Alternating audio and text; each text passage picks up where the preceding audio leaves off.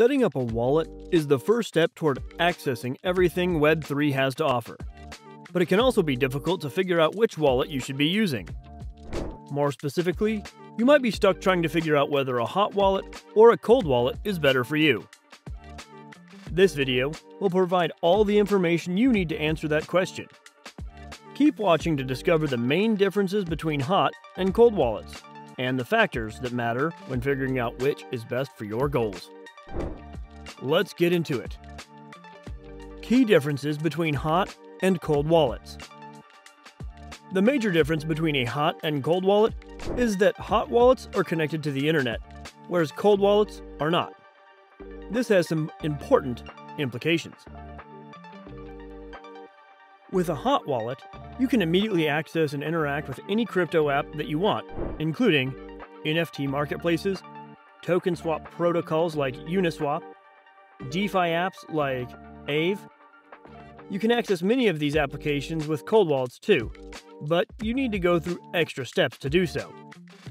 For example, you might need to plug your cold wallet into your computer with a USB cord or go through a specific app for the cold wallet before accessing web-based crypto apps. This makes cold wallets less convenient than hot wallets for interacting with everything that Web3 has to offer.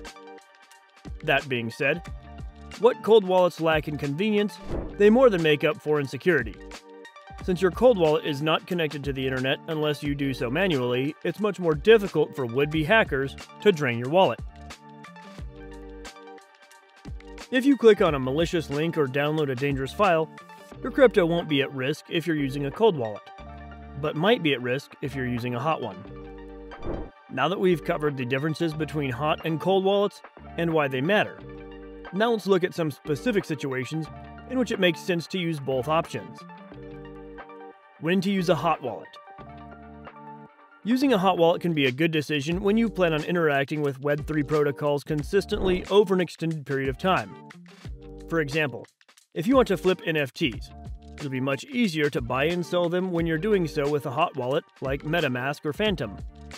It's also okay to store some of your cryptocurrency on a hot wallet long term, provided that you're confident in your ability to avoid scam links and malicious file downloads. You don't want to keep all of your wealth in a hot wallet, but a smaller portion of it is okay. When to use a cold wallet.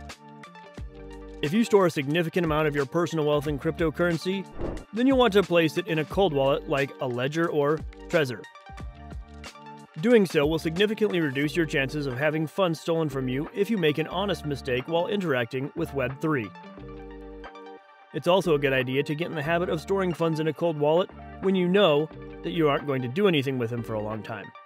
For example, if you make a large buy of Ethereum and want to hold it for several years without touching it, that should be stored on a cold wallet because there's no need for it to be on a hot wallet.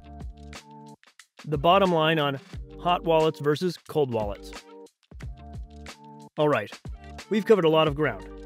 Hopefully you have a better understanding of the pros and cons of both hot wallets and cold wallets and know the different scenarios in which you'd want to use each. Here's a recap of what you've learned. Hot wallets are riskier because they can be attacked through the internet, but make it easier to engage with Web3 apps.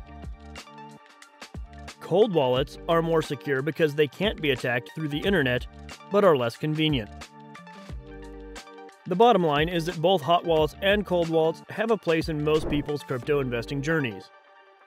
What kind of wallets do you prefer? Hot, cold, or both? Comment your answer below and let us know. If you're interested in learning more about crypto, the metaverse, and NFTs, make sure to obliterate that like button and subscribe. Thanks for watching Metaverse Memo. Until next time.